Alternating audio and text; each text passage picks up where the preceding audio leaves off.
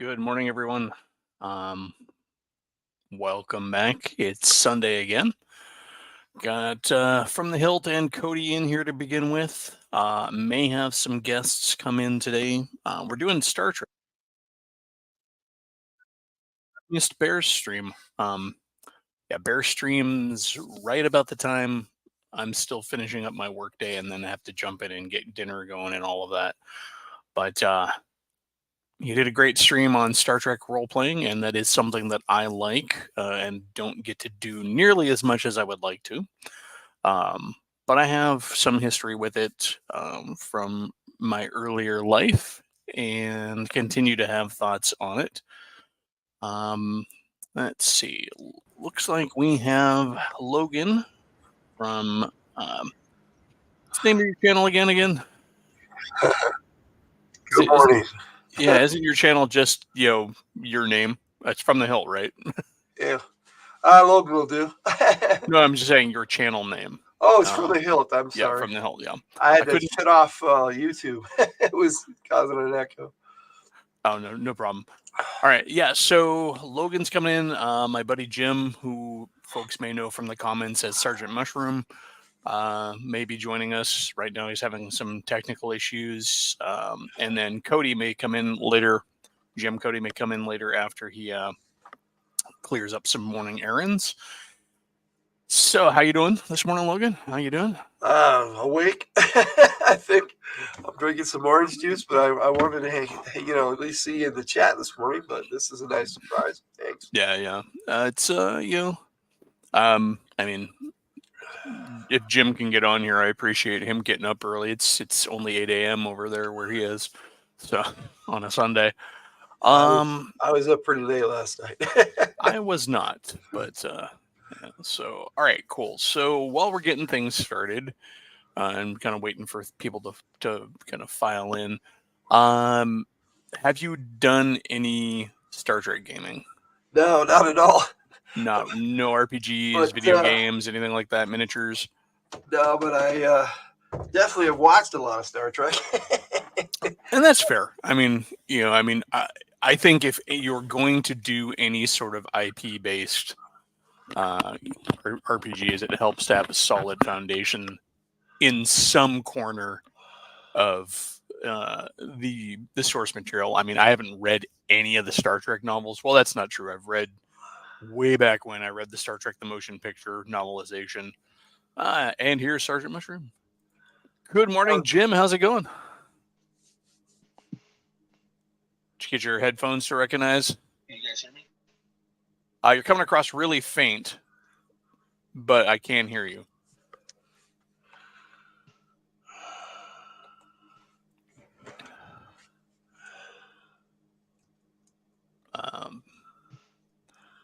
Yeah, I wouldn't sweat the camera either, too. I mean, if you, and he froze. All right. Well, so this is not going to be as structured as Bear's stream, simply because I am not Bear. But my background in Star Trek gaming goes back to the 80s, where I started with Starfleet Battles.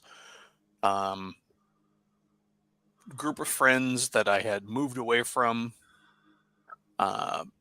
were playing it, and there was an old dude in the neighborhood who actually was really into it, like real like forever bachelor kind of guy, right? Lived in a tiny little house and just had everything, and he was all about the Star Trek modeling and everything. His ceiling was hung with plastic model kits that he would battle damage and stuff.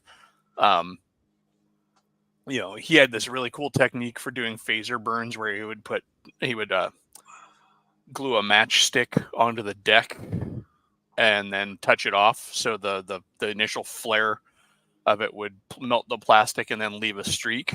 So basically you hang it to where it's like when it flares up, the flare of course always goes up. So you would position your model in the direction you wanted the phaser scar to go as up. And it produced a really fun effect. But he's just a really cool guy. Got everybody into Starfleet battles. Everybody had already sort of picked their favorite empire, and so I came in and I really got into the Zinti. The Zinti were sort of the Larry Niven insert into the Star Trek universe that came through the cartoon, the animated series. How you doing there, Jim? Are you up now? But and then they had ended up getting ported over to Starfleet Battles. But they were fun. But that's where I got my start. And then years later, I discovered the FASA Star Trek RPG. This one. This is my deluxe box set that I have. I don't have any of them from when I was a kid. Fortunately, in my adult life, I've had folks find and gift them to me. So this is the deluxe set that I was gifted, and then the one that I sent to Cody was another set that was a basic set. These were really cool because this deluxe set, came with the tactical simulator as well for ship combat. And the way FASA did it, when you're playing the tactical simulator as part of the role-playing game, every crew member on the bridge got a little console. And so when you were playing, the captain could call out the orders, and the weapons guy was in charge, had this weapons console, and it was fun. But you could also just play it as a straight tactical game. All right, Jim, are you there? I'm still trying to get my system to work. Hang on. All right, cool. If step out for a second. That's fine. If it's a problem with the camera and stuff, okay, we'll let Jim come in when he gets. This is his first time being on the stream, so. It can be fun. So it was a fun game, and we really got into the tactical system. Because one of the things that FASA did is they also created a construction manual, so you could build your own ships for all of the major empires. So you had construction manuals for Federation, Klingon, and Romulan, Gorn, and then Orion ships, which was really cool. And so you could build up your dream ship or create new, and of course, keep in mind, this is back in the early days of Star Trek when we're in the motion picture era, the movies era. And so ships are coming out. FASA had done its own series of recognition manuals with a bunch of pre-done ships. All right. Oh, you caught me right when I was scratching my nose. That's how it goes. Are you stable now? I think so. All right, cool. All right, so about that time when I was coming into Star Trek with like the RPG, the FASA RPG, and the tactical game, is about the same time I met Jim here, Sergeant Mushroom. It's when I moved neighborhoods, and he was the kid down the street. We moved from the suburbs to a rural area, and so he was the kid in range. There you go. And so just so happens that the kid in walking distance was also a gamer and also a giant nerd. And so that started a big time friendship that lasts to this day, even though not so much really involved day to day, just life happens. But yeah. We spent a lot of time building ships and beating each other up with ships and writing up new species and stuff. I don't remember us doing a lot of the actual RPG though. No, I don't think we ever really played it. We played more of the tactical simulator. Yeah, resulted in me getting my butt kicked. But I remember when you were facing off against my Uber ship, the Caliber, and you raised the shields on the wrong side. Yeah. That was a fun one. I had this insane ship. Basically, I set out to design like basically the most ship you could design with the rules. It was a big Class 20 ship, and to put it in perspective, I think the Enterprise is like what, a Class 11 in FASA, something like that. I don't have my book handy, but let me see if I can pull it out real quick here. Yeah, it's and so it was a big Class 20 ship. Well, like the Miranda class is a Class 11, so yeah, and we lost him. But yeah, the Miranda and the Enterprise are the same class of ship, same size class ship, and so my ship was a size 20 monstrosity called the Caliber. It was really designed as I designed it based around the Starfleet Battles version of the system control ship, which is something that they had in Starfleet Battles, which were big ships that controlled sectors. Hey, you're back. That's okay. It happens. Real quick, gonna take a moment to welcome some of the newcomers. We got Dirty History and Hobbies came in. RW Bishop's in. So welcome, folks.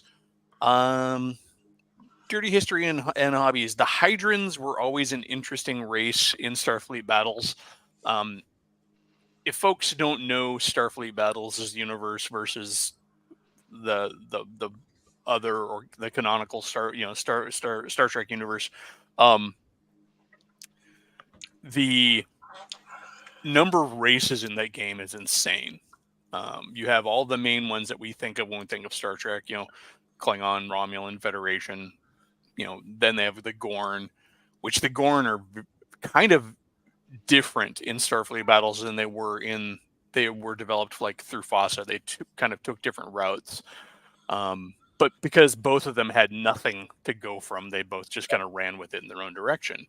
The Hydrons that he's mentioning here are sort of, if I recall, vaguely related to the Gorn in Starfleet Battles. I may be wrong, but they had like the Zinti and the Win and the ISC and all these other groups, and they just kept adding more. And then there was like with the Nebulans, who were this race that nobody would ever let you play because their ships were so powerful.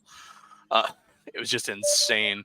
But it was a universe at war setting. It's one of the points that the other stream had done is Starfleet Battles' universe is a Star Trek universe that is constantly at war with a dozen bazillion races out there, whereas the FASA universe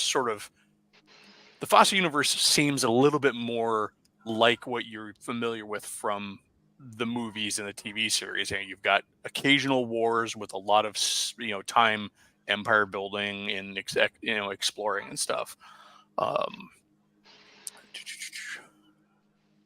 That's an interesting one. So the Hydrons were created solely to be a mechanically interesting new race, but yeah. So that's one thing you saw in Starfleet Battle all the time is new races would come up to add a new play style. And so they would come up with a new weapons technology, and rather than just add it to one of the other fleets, they would create a new race to go around with this new tech, which was why the game constantly grew and expanded. And they even did some like fantastical races that weren't even actual races, and they did it sort of as a shits and giggles kind of a thing where they would do this book and you'd have like Canadian maple leaf shaped spaceships and things like that because it was all part of the Federation's tactical training thing. So they had like these, fake races. And the interesting thing is those races would sometimes have weapons and systems that weren't anywhere in the actual game, but were only there for the simulations. It was a way for them again to create new game options without necessarily having to constantly bloat the in-universe universe.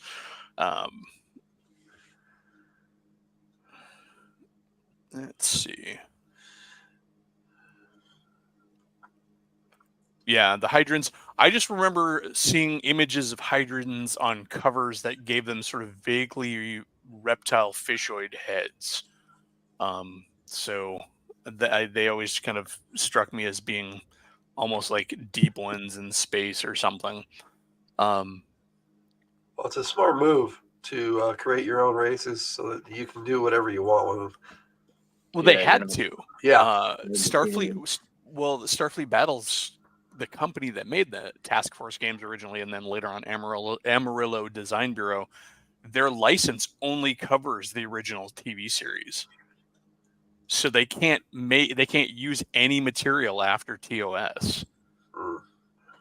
So they had to grow their own universe, and it resulted in some fun stuff. Hey, Hunger, like for example, their version of the Klingon Empire is really interesting because it's written like a federation. If you pull up their book for the Klingon Empire, they've got subspecies in there that are serving on Klingon ships. And one of the races, even this like giant gorilla looking thing. And they sort of mention that in other sources where they talk about like slaves being used on ships. Even Fossa, I think, talked about like some of the bigger ships would have lesser species working in the poorly shielded engineering decks and stuff on Klingon vessels. That's why they have the separatable boom, so they could just leave all the rabble behind and save the command crew. Cody. Yep, I know this is Cody's gem. He was talking to me the other day about it. He's got a bunch of stuff. And this is another good way of looking at the Hydrons, the Suntarans from Doctor Who. Less potatoey though. So yeah, I mean that's kind of where I got my start. Now I've not played any of the Star Trek games that have come out after Fossa, and I know you, Jim, have played some of them, right? You were in a campaign with Garth and stuff. I played Last Unicorn Games, which, in my opinion, is probably one of the better. It kind of walks that crunchy line between Fossa and the light version of Adventures. I've played Adventures. I like Adventures a lot. I think Adventures really kind of captures the flavor and the episodic nature of the series. Yeah. I hate to be that guy, I liked the lethality of the Last Unicorn Games. I mean, I remember getting really upset because my character got taken out by 2 shots from a Zinti, right? And I'm like, I spent hours making this dude, and I'm toast. It's your typical role player's dilemma. It's like my guy's just got taken out. Now I got to go make a new character, or I got to figure something out. But yeah, I mean, Last Unicorn was a really solid system. I have most of the books. I've heard that it's good. It's a good middle ground between something much lighter and then Fossa, which was a game of its time. It's an early 80s role-playing game, which means it's really clunky and crunchy. Not bad. It's just a different animal. It's fun. I like making characters. I still sit down and make a character for it just for the hell of it. I love the career path that you have in Fossa. It's like, because you can make an old character to start with if you just have him have a bunch of careers before he goes into play. Let's see if I think there's actually a character sheet. Well, is that similar to Mech Warrior? Because Fossa was doing that too. Mech Warrior probably borrowed it from this game, if anything, because Star Trek was before. Yeah, Star Trek came out well before the BattleTech games did. I think it was in the early 80s when it came out, if I remember correctly. Yeah. So I'm going to hold this up, and it's going to be really dumb. But so the character sheet there, you see the column of bars here for the folks who have never seen it. That's your different career. Those are your different terms. And so you'll have like your cadet crews, and then all these different tours you could do in your character before the start of play. And those all built up your character. You got secondary skills and things like pickup skills. Very cool angle on character generation. You saw things like that with the original Traveler, which is where they're probably inspired. Traveler being like the OG of science fiction RPGs, where you have the life path, which is famous for being able to kill you in character generation. You can actually die in character generation. The funny thing is it's taken as gospel, but the truth of the matter is that it was never actually you had to die if you rolled that result. It was just there for sort of fun. But yeah, so I mean, it's a skill-based game. Fossa's version is, There's no classes. You have careers that you go into, obviously, because you're in a military organization, even though Starfleet wants to never say it's a military. They had source books that allowed you to play Klingons or Romulans with their own distinct character generation to reflect their empires. There were books for playing Orions. There were books for playing free traders, which was a great aspect that I've always wanted to run a campaign in the Star Trek universe of just being a merchant ship where you're not beholden to the rules of one government or another, but you really are also usually going to be undergunned and hopefully not running afoul of D7s on patrol, and stuff like that. You gotta play it a little bit smarter. You can't just run in guns. You gotta play a little bit smarter. You can't just run in phasers ablazing. And then like you're gonna have to go get your ship repaired. You can't just check in at the local starbase. I'm sure if you rolled into whatever Federation base, they're gonna fix you up and make sure you're okay. But if you're trading, especially if you're in like the Triangle, which in the Fossa universe is this cool place that's in the middle of the Romulan and Klingon and the Federation neutral zone. There's a triangle of space in there that's no man's land, and everybody who's nobody goes there and starts its own petty little thing. There's like a couple of Klingon houses who have started their own little fiefdoms there. There's Orion syndicates in there. There's Federation expats and stuff like that. All kind of. It's just a no man's land. It's the rough and tumble kind of part of the Star Trek universe in the Fossa game. Let's see. So you've played Last Unicorn, and you've played Adventures. Yeah. What's your take on Adventures? I like it, but I'm also not a huge fan of. I'm going to sound like a grognard, right? But I'm just not really a huge fan of most modern, super light on skills games. Yeah. Right? The super genericized equipment systems, the lack of skills. It kind of bugs me. I hate it. I want to look at a character sheet. And I want to know what my character could do. Like, I got to roll a dice to see if my character can do that. Or I'm not saying there's not. Honestly, I only played Adventures for a little bit. I can't really remember if there's a skill system in it. So I may be complaining about something that isn't a thing. But I do remember it being fairly skill light, and that irritates me. But other than that, I really did enjoy it. I think the books are really well put together. I like Modiphius does amazing production and really informative. And I mean, it's a fun system. It's fun to make. I like Sonoma characters. It's a fun system to make characters for. And even the little cheater app you can use on your computer if you're 5 or 10. One thing I've heard about that game, maybe you can confirm for me, is your ship kind of becomes a character in that game too, right? Yeah. Which I always thought was neat. Yeah. There's a Game of Thrones, one of the couple of Game of Thrones games that's been made. I think it's actually Song of Ice and Fire RPG, where the players all play members of a house that they create. They play members of a lesser house that they create, and the house gains experience through their actions. And that's kind of neat because, in a Game of Thrones type of a setting, your house it means a lot, right? And so in Star Trek, your ship should have quirks and should be as much of it's your home, it's your character. And I think that's the ultimate expression, because one thing you hear talked about in sci-fi RPGs a lot, and I adhere to this myself, is your ship in a sci-fi RPG is your base, it's your home. It is the stand-in for, like, in a fantasy game where you have the village that everybody's from, or the home base that everybody goes back to. In a sci-fi game, your ship is that place, and it should have character and develop quirks. And you're saying about skills and not liking systems that don't have a lot of skills. I feel like sci-fi games are really better when they do have individual skills. Because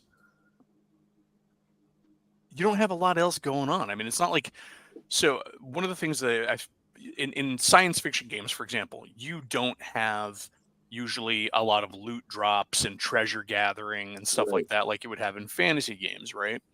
So having skill sets and gear be very specific always is better to me. It's one of my problems with the new Cyberpunk versus Cyberpunk 2020 is in Cyberpunk Red, they've genericized the equipment. Whereas in Cyberpunk, that's so much of a part of the game because you're supposed to be building your style for your character, and and those little idiosyncratic bits about the guns and stuff matter.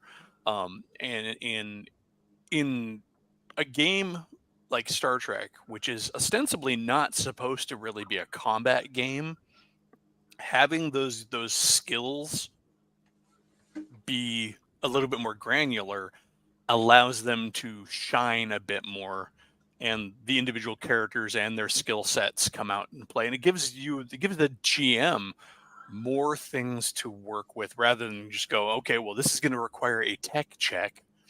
This is going to require a personality check. Are you going to charm them? Are you going to fast talk them? Are you going to try and persuade them? I mean, these are all different skills that might be in a game. Going back to the Star Trek game, there's a whole bunch of skills for FASA. Now, one game that I wanted to pull. One of my favorite skills. I always thought that was a cool skill. Which one? I think the carousing skill. I think didn't that turn up in the carousing is a skill in FASA. In FASA Trek, and it's generally your ability to just like schmooze and cool skill. Yeah, it's a cool skill. It's a very good skill. This is one I've discovered talking about. This was out on a blog for the longest time, and this is my printed and bound version. But he actually offered a few print ones. It's a rules light Star Trek game. Uses it's sort of it's the opposite of what we're talking about, but it still has skills. But it is designed if you don't want to necessarily dive into something as crunchy as FASA or anything like that, and it's free, so it's another option if you want to get into Star Trek gaming. Let's take a look here. I'm going to go to some of the comments here. So Mage's Musing said, seems kind of odd to me wanting to play Star Trek RPG, but because you're a fan of Trek and only not play what's predominantly Trek. I think he was talking about playing Free Traders and not playing Federation. There's a lot to be said for playing non-Federation. We see glimpses of it all throughout this series. We got Harry Mudd and Cyrano and all these other characters. On DS9 there was Cisco's girlfriend, and you've got, even in Star Trek 3, you've got Volcrus and her crew. Before Kruge comes in, gets the plans for Genesis, and then blows her up. What's their story, right? Or the alien that McCoy was trying to pay to take him to the Genesis planet. Exactly, him, or even you go back to Enterprise. You had the one character whose whole family was long haul truckers in space. That was their family business. I feel like the Star Trek universe is rich enough to really offer a lot of different play options, and that's why also things like playing a Klingon crew might be interesting. Although I've done that once and it was a shit show, because you have to play with people who are invested in it. Otherwise, it's just a bunch of backstabbing and trying to kill each other because he didn't do the thing. But yes, that's something we see Klingons do, but I guarantee you it doesn't happen all the time and freely. I think Next Gen kind of and DS9 ended up painting a good picture of why it doesn't happen all the time. Because, all right, sure, you killed my brother because he disobeyed your order, but now I want revenge. Oh, you killed me? Great. Now our houses are at war. And so there's a lot going on. I mean, I don't know necessarily that I could play a Gorn campaign. We just don't know enough about them. I mean, you could make it all up. But even playing something like a Romulan crew could be interesting, as what are your missions? Spying on the Federation, doing sneaky stuff, maybe infiltrating Vulcan, and trying to spy. I mean, there's lots of options. And that brings into another thing that FOSSA did eventually, which was the Starfleet Intelligence Manual book. It was most of their sets were 2 books. Yeah, 2 books. That was one of your favorites, if I recall. I loved it. Yeah.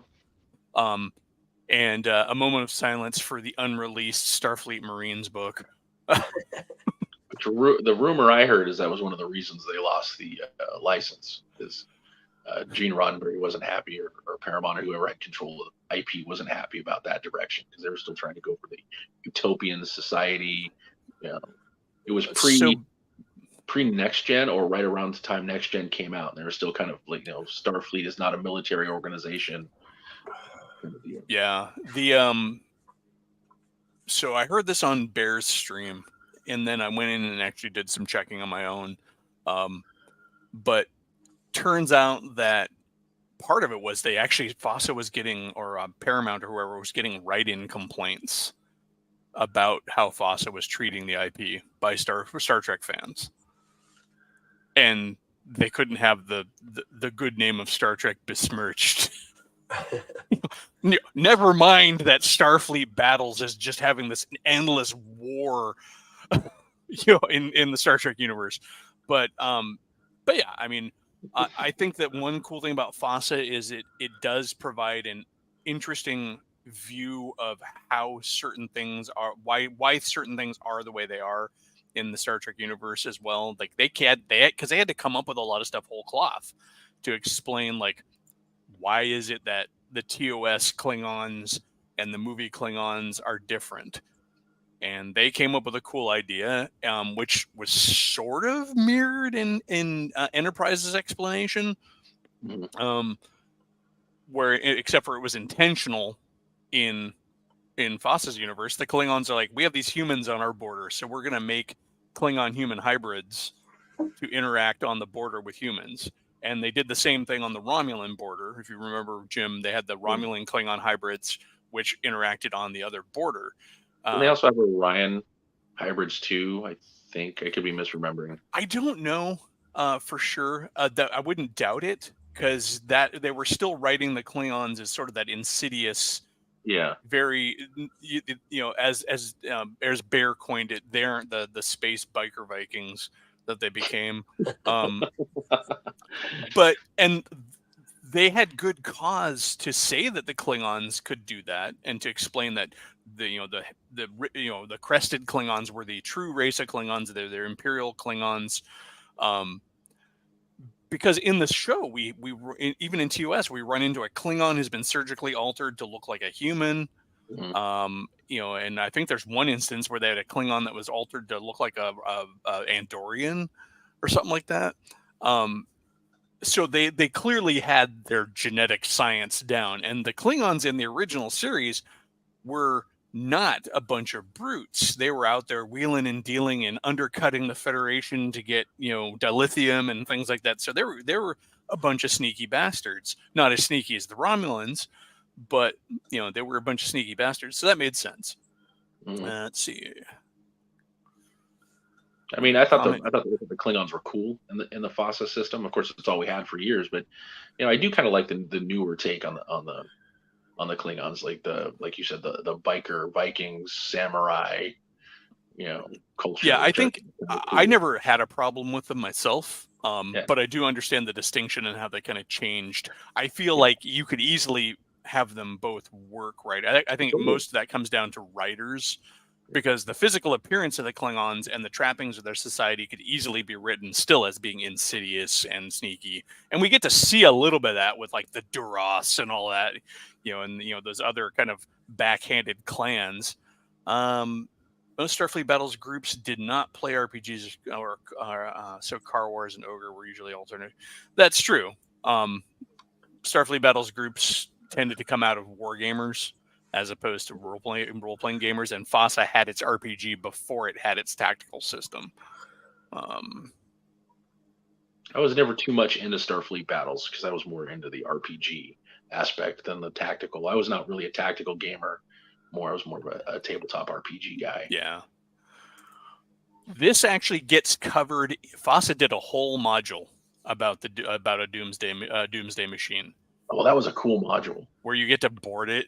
And Yeah. it had like deck plans for the interior of the Doomsday Machine and stuff like that. And it had Marines. What? That module had Marines in it. Had Yeah. Starfleet Marines. Yeah. The Marines were in the game. They talked about it all the time, and they were going to do that supplement. There's even a piece of artwork in the Star Trek 4 book because there's a cut scene from Star Trek 4. Star Trek 4? Yeah, Star Trek 4, Whale Trek. Where Whale Trek. But and then in Star Trek 6, they actually have a cut scene where they're talking about sending in a group of Marines to get Kirk back. But so and that scene was filmed even. So yeah, I mean, the Marines were cool. There's a few other things have been done for ground combat. There was actually an RTS that came out decade or so ago. I remember that was a ground combat in the Star Trek universe, and they had like cloaking tanks, and I remember you and I had drawn a few of those actually back in the day, Jim, because there was a couple of modules for FOSSA that showed things like Klingon tanks and Federation tanks, and I was like, I just got enamored with the idea of what would ground combat be like in Star Trek. Like I imagined APCs where in the back of the APC was just a big transporter pad. And so your Starfleet soldiers would be in the back of the APC and they'd get, all right, beam them out, deployment pattern alpha. And they'd like, the transporter officer would just calculate where the cover is and beam them directly into cover, stuff like that. Not to mention, vehicles would probably have shields. They'd probably be chucking around photon torpedoes out of their cannons and using tiny little headlight looking phasers, because remember how deadly phasers could be in Star Trek. A hand phaser can destroy a small craft. What was that game? Like Star Trek Horizons or Star Trek New Frontiers? Star Trek something. I remember the game you're talking about. I played the hell out of it. I never got to play it. I only got to see the trailer previews running in the window of like GameStop or something like that. I mean, it was very much like Warcraft at the time, but I mean, it was early RTS stuff, so it was a lot of fun. Nothing too amazing. Let's see.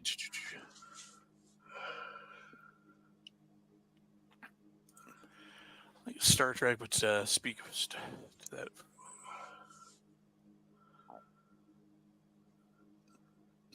I suppose it's all in how you look at it in a storyline. You can do a lot with Star Trek. So I feel like Star Trek's main storyline is probably the loosest main storyline out of a lot of IPs.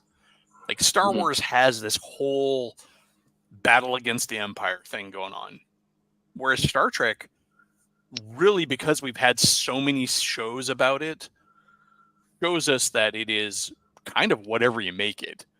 I mean, imagine if you think about it like TOS. That's one campaign, 5-year mission, strange new worlds, new civilizations. That group goes off to school, goes off to college, gets back together. Remember that old campaign we did? Yeah, let's do it again. And we get next gen.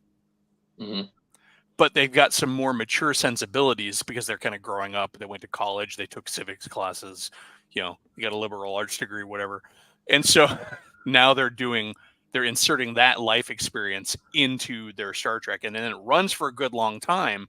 And then you start to see, going away from Wagon Train in Space to the deeper plots that started to come out in the later seasons of TNG. And then one of them's like, this campaign's been running for a really seriously good long time. I've got another idea. What's that? I'm gonna run a campaign on a space station. Let's play Babylon 5 in Star Trek. And so they do DS9, and it's a great show, and it's it's a great campaign. It's got all these characters, and for once they got like a central place that just kind of hub around, and they're still putting to use all that highfalutin knowledge of like religion and comparative like folklore and all of that stuff, and they're just really digging into it. And then that campaign runs for a while, and they're like, all right, I got a great idea. We're on a ship, and it ends up on the other side of the galaxy. What do we? And we got to get home, and that's another campaign. And so I don't think that when you talk about like a main storyline, there isn't a main storyline in Star Trek. there is, because even TOS and the movie storyline really didn't have a main storyline. All of those things that go on in the films, similar to what you can do in Star Wars, but Star Wars, I think it stands out a little bit more because it's so archetypical, like the battle against evil, right? But in Star Trek, you're playing your campaign, you're playing your campaign, you're playing your campaign. You might get involved in a movie event. You might not. You don't have to. Like, your campaign's not going to suffer because you aren't the ship that goes back and gets the whales.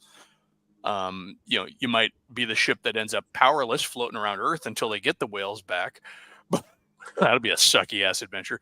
But deploying makeshift solar sails to power our life support systems. Exactly. But you could, however, be running your campaign in TNG and suddenly get information on the Borg threat. I mean, you might never run into the Borg your whole campaign, but then one day your GM pulls out that you're getting a high priority communication from Starfleet that you need to basically rally at Wolf 359, and then it's on.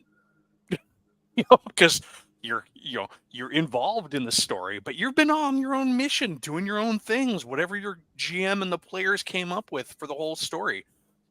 But you could dip into those events. Wolf 359, does your ship survive? And then if you survived long enough, do you get involved in the Romulan War with DS9? One of the cooler episodes of Deep Space Nine was the Siege of AR-559 or whatever it was, the ground battle episode. That's another glimpse we get into ground combat in Starfleet or Star Trek. I thought it was a really well done episode. And I mean, I thought it was kind of dumb that you had line officers participating in ground combat. The amount of money it would take to train like a Starfleet officer, and you're going to throw them into the meat grinder. So there's a reason why we have Marines, and the whole concept of the nuclear Navy died in the 80s. You have to have enlisted, for lack of a better term, enlisted pukes or people that aren't as quote unquote valuable as your line officers. Starfleet seems to be really top heavy in officers, though, in its depiction. Well, I was talking when I was a kid. As you know, Eli, I came from a fairly military family. Yeah, you're a Navy family. My dad was in the Navy. My uncle was in the Navy. The other uncle was in the Marines, and one of my uncles, a Navy uncle, was a sailor, or was a submariner, and so we were always talking. He's a huge Star Trek fan too, so we're always talking about Star Trek and how it compares at the time. The Navy of the 70s, the Navy of the 80s, and that's when he was talking about the concept that the Navy was pushing the nuclear Navy, where they were going to get rid of the enlisted ranks, and so everybody, instead of being a seaman apprentice or a seaman, you were going to be ensigns was the lowest rank. Maybe warrant officers, but they realized that was just too cost prohibitive. You have to send all these guys to all this advanced training, and you have to have enlisted guys. I mean, chiefs are the backbone of the Navy. They're just like the sergeants are the backbone of the Army. Just the whole NCO mafia thing is real. Yeah, I think I remember talking to you that. And if I recall, one of my favorite depictions of the Enterprise in the movie era is in Star Trek VI. Because Star Trek VI shows us a ship that seems less like a cruise ship and more like a military ship. The controls had toggle switches on them and stuff. It was like very KISS, and the bridge was like plated instead of carpeted.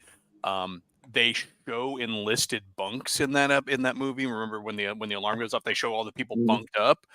You got to see a kitchen. When was the last time you saw a kitchen in Star Trek? It seemed like a real ship. Like it was depicted very much as a believable naval vessel. You got the captain's mess with his pursers, and so yeah. But again, going back to like. And not having to play the movies or the main storyline. The other thing is clearly captains in Starfleet, for example, just as an example, get a lot of leeway on how their ship runs. I know one of Bear's gripes, for example, is, and it's kind of the running gag. Why are you always sending the bridge crew down on every mission? It doesn't make a lot of sense, because the bridge crew is supposed to be the senior of the senior officers. They're supposed to be the department heads, basically. And why are they always being sent down to the thing? So, I mean, you could very much run a ship that's, your ship can be run very differently. I personally feel like in Star Trek campaigns, it's almost better to have the captain be an NPC. Yeah. Because that way you don't have unless you know your players and you can trust them, because there's always going to be that player who's like, I'm the captain. You have to do the thing I tell you. And he's being a jerk. I played in both games. In fact, I ran a game of, I think it was The Last Unicorn. No, it was the Star Trek Adventures, where our friend Garth was playing the captain. And he's a good job of playing the captain, so I trust him to play captains. But there's definitely other people that I'm like, nah, you don't get, the captain's going to be an NPC in this particular campaign. But I mean, I've always been enamored with the idea of playing an enlisted puke. Like, I had a character where my guy was the chief petty officer for the security section. I'm like, that's kind of a cool idea. I'm not playing, but then the guy running the game, oh, you're guarding the door. It's like, no, dude, I'm like the chief petty officer. I'm like telling people to guard the door. I'm not the guy standing guarding doors. Yeah. But still, I think it'd be fun to play an enlisted campaign, as long as. And the FOSSA rules allowed you to make enlisted characters, if you remember. Yeah. And same thing with you did not have to make an actual officer. Yeah. And the neat thing is having characters like O'Brien proves that you can have enlisted characters who are still senior officers. Yeah. So O'Brien was one of the coolest characters. I've always liked, he's a cool character. Not so much his wife, but I mean, Keiko was a psycho. It was an odd pairing, wasn't it? It was interesting, but it was odd. Yeah. I kind of felt bad for the guy. Yeah. Cosmos takes a dump on him frequently. Well, he is a chief. It's his lot in life to suffer. Exactly. Let's see. Just looking at some of the comments here. Mage's Musings is a follow-up fine point.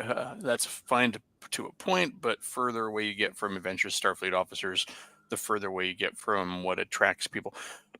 Well, I think the problem with the statement there is the assumption that everybody comes to Star Trek looking for the same thing. If you are somebody like me who cannot interface with a setting without thinking about the bigger picture, whether it's a war game I'm reading or a science fiction novel I've read, my brain immediately starts looking at the bigger picture of the universe and what fun could be had there. That's also why I have a tendency to pick up a game and immediately start house ruling and homebrewing stuff for it, even before I've played a lot of it, because I just can't. My brain goes out there. So if you're like me, your enjoyment of the Star Trek universe is not tied to Starfleet. I see his point, though. A lot of people, that's what they're looking for when they fine. Go to the game to begin with, but you don't have to stay there. Yeah, and that's fine. I'm not saying it's a wrong point. I'm just saying that there's an assumption there that everybody comes to the game looking for the same thing. There are tons of people who are huge Klingon fans and would love a chance to play a Klingon universe. I mean, there are whole organizations of Klingon cosplayers. So having people who are just coming into the game, assuming that people are coming into the game just to play Starfleet, is I mean, there's always going to be somebody who wants to play in a different way. And if you are somebody who wants to play in Starfleet, looks like we lost Jim, wants to play in Starfleet, then a campaign that's not going to feature Starfleet is probably not for you. And that's the other thing about tabletop gaming is if the game that's laid out isn't for you, well, then that's not the game you play in.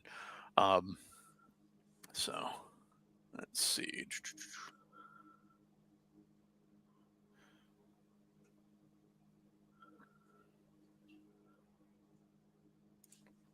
have a module of Klingon versus Federation, and players can choose to either. Interesting. She's had I'm a not lot of sure. pretty good comments. Yeah, RPG Grandma has a lot of them. I just have trouble keeping up with everybody. I was on a show last night called Spine Ticks, and they have like 30 to 50 people in the chat, and it just goes so fast. Yeah. Like, they really can't keep up. Oh, there's Jim. He's back. Sorry about that. I tried to plug my phone in, and I'm using my phone. I couldn't get my PC to connect, so I'm like, I'm cheating. I'm using my phone, and then I realized That's fine. 32%, so Whatever. I'm charging my phone. Whatever works. You mentioned the Klingon cosplay thing. One of the coolest unofficial FOSSA RPG supplements that I had, and I looked through my collection, I can't find it anywhere, was one that was produced by one of these organizations. And it breaks down, it was like an intelligence dossier on how you fight the Federation. And it borrowed heavily from the FOSSA RPG. It had stats for ships. It had stats for, it broke down different branches within Starfleet, the Marines, different, like their version of the SEAL teams and all this other really cool stuff. And I really wish I could find that book, because that was a really cool, completely unofficial, but still a really fun book. Yeah, there's a lot of good stuff out there for Star Trek books. I was actually going to mention then third-party stuff. This is a book I have. It's quotes from Star Trek. It's a really fun book. It's not a game book. I have this great idea of running a campaign where, much like a lot of the classic episode titles were titles that were taken from literature, quoted from literature, famous people. Yeah, there you go. I was thinking it'd be cool to have a campaign where every one of the adventure titles was taken from a quote from Star Trek, sort of in a meta thing, but also third-party stuff that's really cool. This guy came out a few years back. This dude does some amazing work in ship deck plans. It's Starship Dynamics is his company, and originally I picked up his Sagittarius plans. If you're familiar with the USS Archer in the series of books that was done, it's a series of novelizations. There's a ship called the USS Archer. This ship is tiny and would be amazing to play in. Let's see if I can pull it up. You can see it. But these are like $11, $17 depending on the size of it. But they are full color presentation with fold out stuff, very TOS styled. But this ship is so small. I'm going to show you this. If you look on the cover on that one thing, there's a man next to it. It lands. Oh, yeah. It's got landing gear. And the deck plans in it are like the captain and the first officer have to share quarters. It's that small. And then they have like hot racking for the crew. Could you imagine Picard and Riker sharing quarters? Oh. But the neat thing is, so I picked this up because it was just really cool. But he does all sorts of things. He's got like that classic submarine looking cargo hauler, that we see in TOS all the time. He's got books. Well, I'll get that back in the plastic later. But also, he then came out with this, which is a medical variation of the Sagittarius, which is the Florence Nightingale. It's a medical response ship, which is really cool because I got this idea for a campaign to couple it with the Valentin J. Fleitas medical hospital ship. And I'm like, what if you did a campaign where basically it was like MASH in space? That'd be fun. Where, except for instead of being in a combat zone, you're sort of a roving hospital ship that responds to various medical and disaster emergencies and does some exploration and stuff on the way. And you could still have all of the campaign, all the normal character, specialties, because you're going to need security people, you're going to need engineers. You just have a ship full of a lot of doctors and medical personnel and scientists as well. Tape is a thing. But I'll put this back in there. But so great. First of all, great products for the dude. He still does work, and it's just you get interior deck plans, you get orthographic, versions of it and stats and stuff. Great stuff. Looking here. This is also true. Klingons in the original Star Trek were smart, not dumb. They're actually a bit more advanced than the Feds. That is one thing too, is early on they are kind of depicted as being a little bit ahead of the Federation in technology, because they've been at it a little longer, and then the Federation sort of leapfrogs them. I remember in the apocryphal Purple Book for Next Gen. Oh, they had that. Was it the Bingo class medical ship? I always thought that was kind of that'd be a cool linchpin ship for a campaign. Well, and that's the thing. You can do Star Trek in so many different ways, but I feel like just having, like, I've had some people kind of roll their eyes at the idea of a medical campaign, and I'm like, you don't have to play a doctor. It just means the ship's mission is slightly different, but you're still going to get in trouble. You're still going to have those things where, like, you're the only ship around, in the sector. We need a ship here, but we're a medical ship. We need somebody there now. Okay. Playing Hawkeye in from MASH and Star Trek would kind of be a fun character. Well, that's the thing too. You've got a ship full of doctors, and doctors in Star Trek are always some of the most kooky, crazy characters. Think of Phlox, think of Bones. They're always done as quirky characters. Crusher was basically Space Mom, but there's Pulaski. Lover or hater, she was a character. Yeah. I didn't like her when I watched Next Generation, but when I watched it years later, I grew a different appreciation for her. Yeah, but yeah. So in a medical campaign, for example, you might be running missions in your small ship off the main ship, because the one thing the medical ship has is docking for some of those smaller ships. The Sagittarius class ships are small enough that they can fit in a larger hangar bay on a regular ship. So you could be deploying medical, we got to do this medical emergency, a section across, and then okay, we're coming into system, and what's that Klingon cruiser doing here? And then your medical staff is beaming down to a planet, and they're like, okay, what do we do now? If you wanted to have a more tactical side to it, you could create, the Starfleet version of the PJs, right? The highly skilled medics that beam down into the middle of it to rescue fallen officers. They're soldiers / doctors, / all kinds of stuff.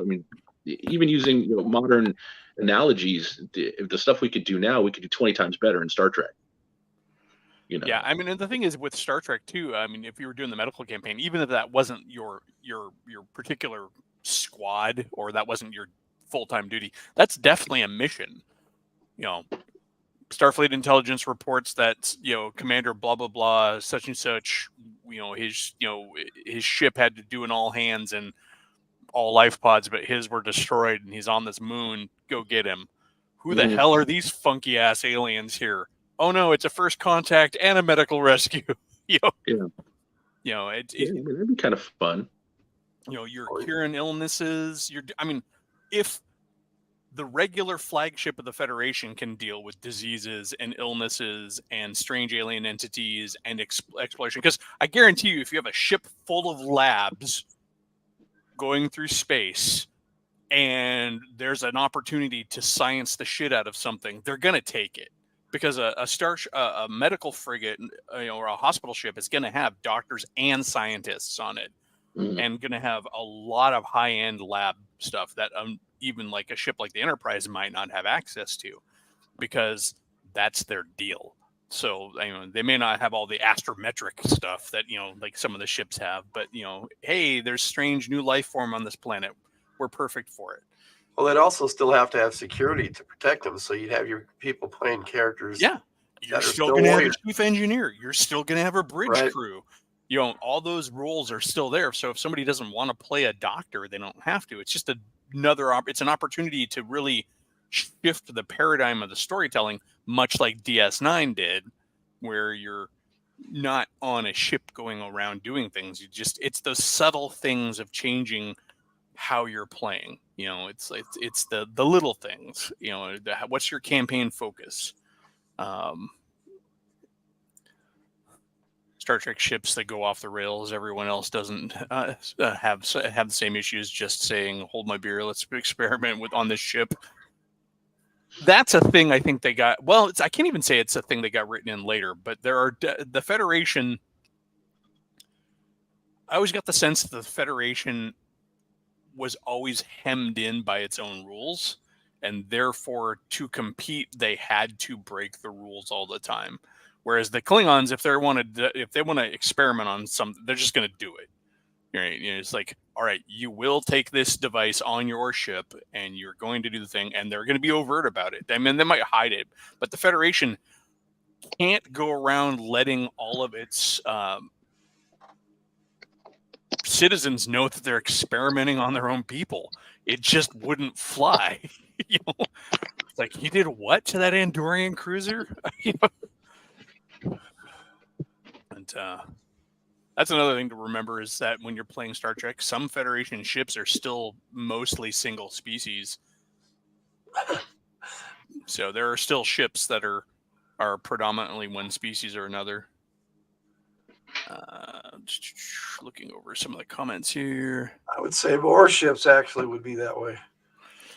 This is not untrue, but that's just the nature of role players. I mean, you're lucky if you can find some people who can take it seriously. Right. I think I've been pretty lucky with that. Star Trek is one of those games that you kind of have to take seriously. At least to a degree. They're still going to be cutting up and goofing off, but yeah, it's just like when you're playing horror RPGs like Call of Cthulhu or something like that. There's still going to be jokes that are made, and it doesn't necessarily spoil the thing unless it goes overboard. I mean, there are some D&D campaigns I've heard going on. I'm like, I would be miserable in that campaign. Yeah. And they're like, why? I'm like, because it's just slapstick. It sounds dumb to me. Yeah. If everybody at the table's having a good time, that's great. I just won't be at that table. Yeah, I'll go play Paranoia if I want slapstick. Yeah, I've never played Paranoia. RPG. Some people like to be the funny guy, and some people like to be the serious guy. RPG Grandma, I had been following your Metamorphosis Alpha rules because I came into games after Metamorphosis Alpha had sort of came and went, and I got into its illegitimate/legitimate child Gamma World. That's I mean, I know that they're both directly related, but yeah, I do. Metamorphosis Alpha is interesting.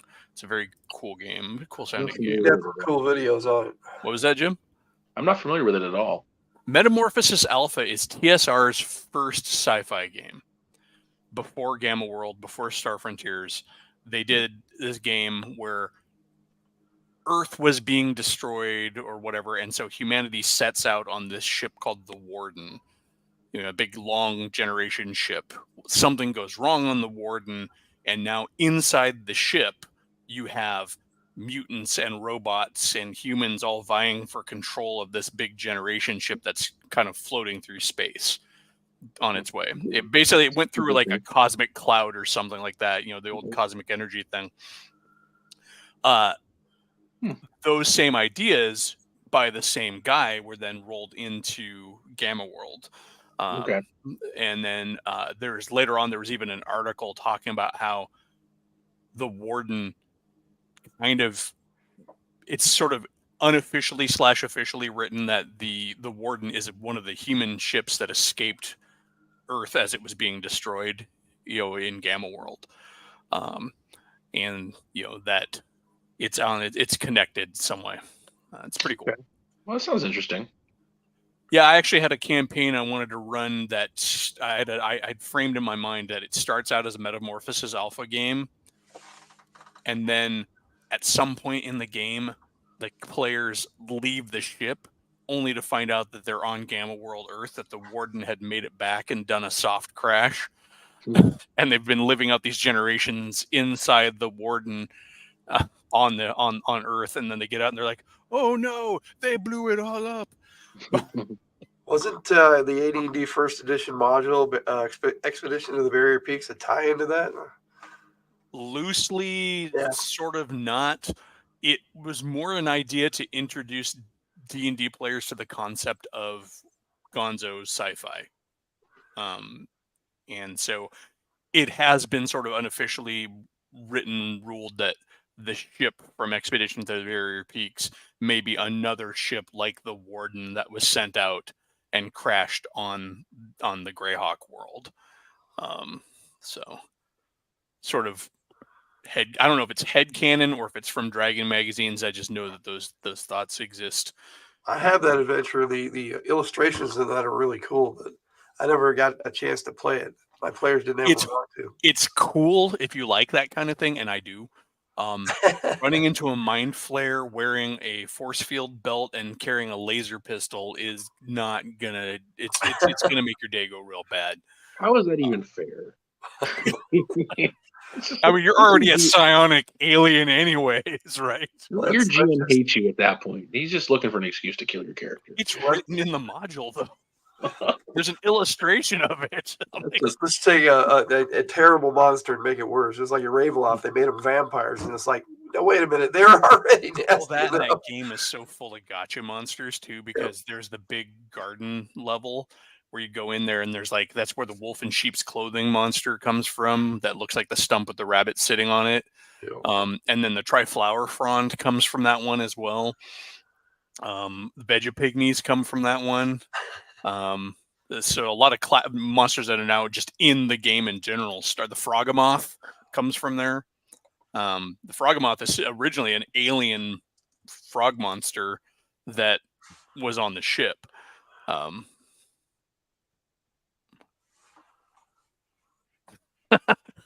Who just swore mentioning S3. That is John. He does not like science fiction. Except for the one game that you and I have never played, Paranoia. Let's see. There's a lot of comments that have been running through. We're talking sci-fi. That's the only reason I brought it up. No, it's all good. I mean, it's because the question it diverged from Metamorphosis Alpha. That said, that is a plot you could use for Star Trek. You run into the Warden. It's funny. Lower Decks, whether you like the comedy or not, actually presents a lot of really interesting scenarios for Star Trek adventures. I like it. I haven't seen the latest season yet, but it's. What was that, Jim? I don't, and it's because I'm a grumpy curmudgeon, and comedy doesn't belong in Star Trek. That's just my opinion. That's what I think honestly that the Orville is a better way of inserting. Although the Orville eventually just turned into Star Trek with less comedy. I remember when Orville came out, and competing directly with the show that shall not be mentioned, and I thought it was much better Trek than that. Discovery. Yeah, it's like, how does the parody of Star Trek actually be better Trek than the official Trek? But this is going to be so. I have watched all of Strange New Worlds and all of Discovery, and while I don't agree with some of the production decisions, and I don't agree with a lot of the writing, and I found some of the characters tedious in them, like anything though, they're great to mine for ideas. Mm-hmm. Strange New Worlds is good. I like that. I enjoy that. Yeah, and I mean, I went through Discovery because sort of a completionist attitude. There was a lot of good stuff in there you could mine, though. We got to see a lot about the Vulcan culture, for example, that was not necessarily on screen a lot. Well, Strange New Worlds, I get where they're coming from with the first few episodes of the second season, but it really picked up in the second half, and some of those episodes were just really good. Yeah, Strange New Worlds I enjoyed. I enjoy his name escapes me. The alien first officer on Discovery too. I like him. Oh, yeah. That actor is always good, anyways. It's the same guy who did Abe Sapien and all of that, right? Mm-hmm. But Saru, which I always have to laugh because it's the Japanese word for monkey. But And I like his character. I like what they did with his planet, where they had this weird dynamic between the two species on the planet, and one was being artificially held back by a weird sort of, that is in and of itself very good Star Trek plotting. We've seen that in other good episodes where this planet has this social dynamic that doesn't make sense to us outsiders, and then we find out the truth of it. I mean, if you really think about it, it's kind of the Morlocks and the Elu from the Time Machine. If you think about it, it's exactly that. You have this idyllic, pastoral, simple people who live on the surface, and then there's the dark underbelly who comes and eats them and takes them away. That's exactly the Time Machine mechanic, that they just copied and pasted to Saru's world. But Star Trek copies and pastes all the time. The freaking episode with the Gorn, where you first run into the Gorn, that's a classic science fiction short story, The Arena. It's except for in the original story, the alien looks like a tomato. Looks like a giant tomato. It's like a blob, kind of thing. And so I feel like, yes, while some of the series are lesser, they still present some good stuff. I hate God Trek, Star Trek 5, but God Trek does bring in God Trek does bring in some fun NPC characters and some fun concepts, like a backwater world. When was before that movie came out? We hadn't really seen like an ass end of nowhere planet where like they just dump their Star Trek 5. It wasn't the best movie that they came out with, but it had some of the best one-liners in it that any of the Star Trek movies had. They could have done like a whole movie set on that planet, just those three ambassadors and their shenanigans. Three ambassadors on a backwater world. It's like a reality show. That'd be a fun movie or fun series. Although I have to laugh because people want to piss and moan about Michael Burnham in Discovery and how she's like Spock's half sister kind of thing, right? Remember Cybok? I hated him. Out of the blue, we just end up with a brother, a brother from another mother. But my issue with Michael Burnham has nothing to do with being Spock's sister. It has to do with the fact that that character would spend so much time in the brig. The character, I don't like the character, and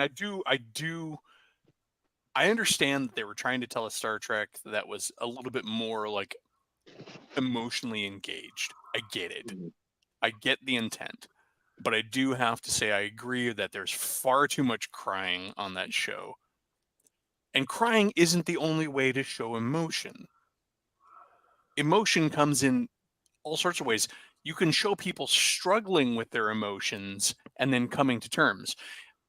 The crying, for example, like if we saw more scenes of somebody being stern-faced and then going back to their cabin and having like a breakdown or something like that, I would be better with that than like you're crying on the bridge.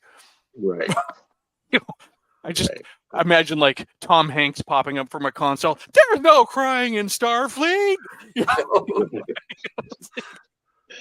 My issue with Discovery isn't the story. It's the fact that they took a turn and it wasn't really Starfleet anymore, and it wasn't Star Trek. So what's funny is the later seasons, the last season of that, I think it's the last 1 or 2 seasons, are exactly what they should have been doing with Star Trek for the longest time. Instead of doing all this retro, like prequel stuff, they should have been jumping into the future and telling us stories about the future of the Star Trek universe. And that's what they ended up doing. And that was kind of some fun TV. It wasn't very Star Trek, except for the parts about trying to reform the Federation and all of that. That was kind of cool. Yeah. I could have done without like point-to-point personal transporters. I'm like, my wife and I just ended up joking about like all those scenes where like suddenly somebody shows up on the bridge. I'm like, ah, where the hell did you come from? Stop doing that. And they're like, okay, we're done. Does nobody say goodbye? They're just like, I got a message for you. All right, cool. I'm like, does nobody walk? Why do we have hallways? I mean, honestly, if that was an actual viable technology, I don't think anybody'd walk. We just, oh, hey, I'm gonna go get a cup of coffee. It was Oh, fun, I gotta go to and the I get bathroom. what they're trying to show the future, Squidward's in their future, but and the other thing that bugged me was that weird configurable geometry of the ships, where it was like all detached and held together magnetically, and so we just gave us it was just an excuse to play around with digital effects. It's like, okay, so your nacelles are now not attached to the ship. I had a high school guy that was in my gaming group that was like super into Star Trek, and this was before I think it was before Voyager came out, and he was all about the variable geometry nacelles, and he would just drone on about how this so almost like it was real. These variable geometry nacelles, they can contort the warp field to get higher speed. And I'm just like, you realize Star Trek's not real, right, dude? And then Voyager comes out, and I'm like, oh well, hey, I guess Voyager will listen to this dude. I just never understood how a simple adjustment of like from here to here does any more than just altering the field. We've seen the problem with Voyager is that we've seen Star Trek do insane amounts of things with energy fields, like to the point where like, oh, the solution for today's problem is this new invention, this new radiation I invented. And yet we have to physically change the geometry on the Voyager to change the warp envelope. Can't we just never made reroute sense. power from the deflector shields or something? I mean, isn't that what?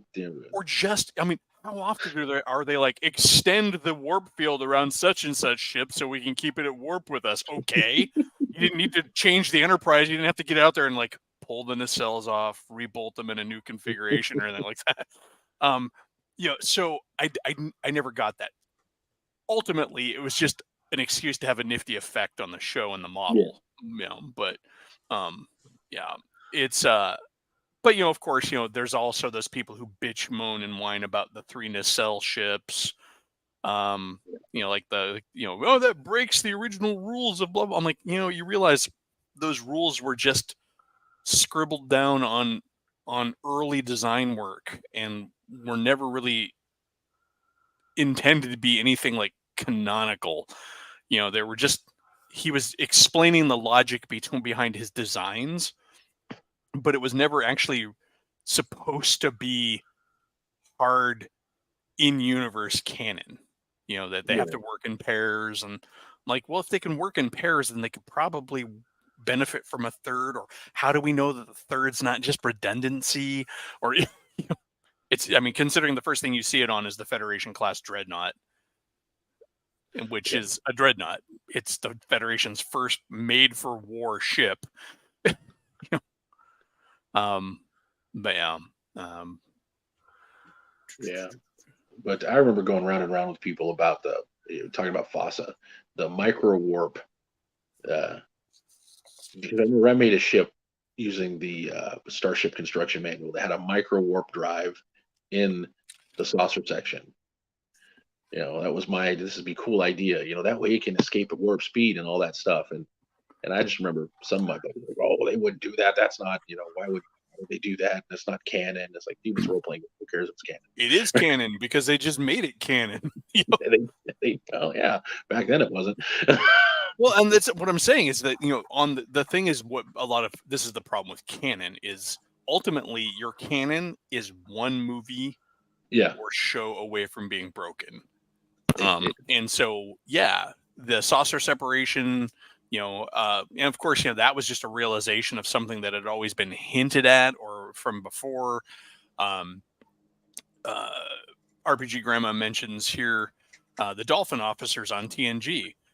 As far as I understand, that's a concept that goes back even further to some of the earlier TOS and movie era stuff. That was in the purple book too, the apocryphal book. But it comes from, there were like little the whole idea is there's that the ships have dolphins on them, because dolphins are 3D masters, right? They're naturally, navigating in 3 dimensions. But there's nothing. I mean, I don't have any problem with that. I mean, it was a way to write in the possibility that Earth, because kind of running with sort of what we're discovering nowadays, which is that there's a lot of animal species out there that are maybe a little bit more with it than we think. And, Star Trek certainly wasn't the first one to put dolphins in space. I mean, Traveler has that. A lot of shows in the 80s and 90s went a little dolphin crazy, though. I mean, what was that one? Sequest. It makes sense in Sequest, though. Show. It makes total sense in Sequest. Oh yeah, it does. And then what was it? Galaxy Rangers. They had dolphins too. Galaxy Raiders. Adventures of the Galaxy Rangers. Oh, Galaxy Rangers, yeah. It was a great cartoon. Oh yeah, it's my favorite. I forgot about the dolphins, but that also makes sense if you think of it. Yeah. I mean, it's funny actually. I was joking around with somebody I don't like, because there's in cryptozoology. There's this one concept that Bigfoot is actually an alien, and not. And the reason that we don't find him all the time is that we're only seeing him when they're on Earth, whether from another dimension or from a UFO. I'm not a cryptozoology person. I find it interesting and I listen to it and stuff, but I don't believe it. But I was joking around. I'm like, okay, what if Bigfoot does exist on Earth? He just keeps his existence shielded through stealth technology, and like maybe he's the other representative of Earth in the Federation, the Sasquatch delegation. Earth has two species, not just one. Federation's new president is a Sasquatch. One of the cooler FOSSA source book that I remember was the Voyage Home source book. Because it had all the aliens from the council, the trial of Kirk. So it outlined a bunch of the aliens, which I mean, I freely admit I've mined the shit out of that book for other games. Picked up a new replacement copy. I just bought one off of eBay. I can't find mine. And that's another one. Like half of my FOSSA stuff is gone, and I can't find it. It really makes all mine's gone. I'm rebuilding it. The only stuff I have is things that I got gifted to me over the years from folk. I had one guy when I was working at the call center. This buddy of mine comes up. He's like, "You like Star Trek, don't you?" Right? I'm like, "Yeah." He's like, "Here," and he handed me this deluxe box and like recognition manuals and the ship construction manual. I'm like, "Yes, I will take these." You do not understand just how much treasure you've handed off. Just hand it off to me. I'm cleaning out my house. You've given me. You become my favorite person. He also gave me a bunch of Gundam models at one point too. I'm like, do you want something from me? I mean, it was like the second. Is there somebody you need killed? Yeah, right. Yeah, my second or third book or RPG I bought, I think, was the Star Trek Deluxe set, the one that came packaged with the tactical. Yeah, the one I was showing off earlier. Yeah. Yeah, I mean, and that was amazing. I loved it. I will say it was cool that they did sell the tactical one separate too. Yeah. That was neat. So you could buy it separate because that was great. Because if you already had your original basic set, you could go buy that and not have to buy the deluxe set and get doubles of your rule books. I have doubles of my rule books because I managed to collect extras, and so that way I can hand them out at the table. The Star Trek 4 book is great, and then they had the Federation book, which was just one planet after another, just all the planetary profiles. I remember sitting around writing up new planets for FOSSA Trek all the time because they had that system for writing up. They had their format and stuff, and it was easy to just write them up. And I used that for other games. Space where I've needed a planet, it's like, I'll just bust out my FOSSA book and I'll make a planet. I mean, there's stuff online where you can do it probably quicker, but a lot of it lacks the detail. If I'm gonna put a planet that I really want the players, to have a good knowledge base of, it's like, okay, well, I've got to detail this myself, or I suppose I could make it up on the fly, but I don't do that all that well. Yeah. Sorry, guys. The thing about that Federation book is it just gave you a bunch of ships that you could just borrow, or not ships, but planets you could just set things on, because it would give you a little blurb. This planet is known for such and such.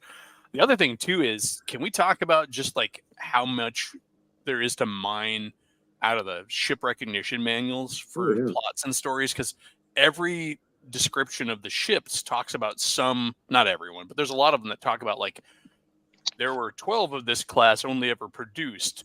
6 of them were sent to such and such. 3 of them were lost in this war, and 2 of them nobody knows where they are. Lost under mysterious circumstances. Or it might say like and such disappeared on its its inaugural mission, and you're like, all right, there's my adventure. There's a What happened? couple of ships where it talks about they've been captured by Romulans or Klingons and were used by the Romulan or Klingon navies. I'm like, that's kind of a cool idea. How you run across that ship? It's like, oh shit, this is a such and such class battle cruiser, but it's under the control of the Klingons. I thought it was kind of a cool idea. Lots of it cool was stuff. just FASA was really good at just peppering all of their games with a lot of lore that you can mine for adventures. And filling out the universe that hadn't been filled out at that point. I mean, you figure all this stuff is pre-next gen, so all you had was the movies and TOS and the novels. But and the novels are dubious at best. I mean, some are good, most aren't. I hate to say it. And CRPG Grima. Yeah, most of the problem with the Star Trek novels is there is only any canon generally amongst one author, or sometimes an author might pull from another author, but yeah, they all kind of do their own thing. I mean, there's some gems. Like I think A.C. Crispin wrote a couple of books that I thought were really good. Yeah, I didn't know this, but FASA's treatment of the Klingons is all based on one novel. Yeah, I was watching a video about that this morning when I was getting ready. The guy was talking about that. I had no idea. I did not either. Funny.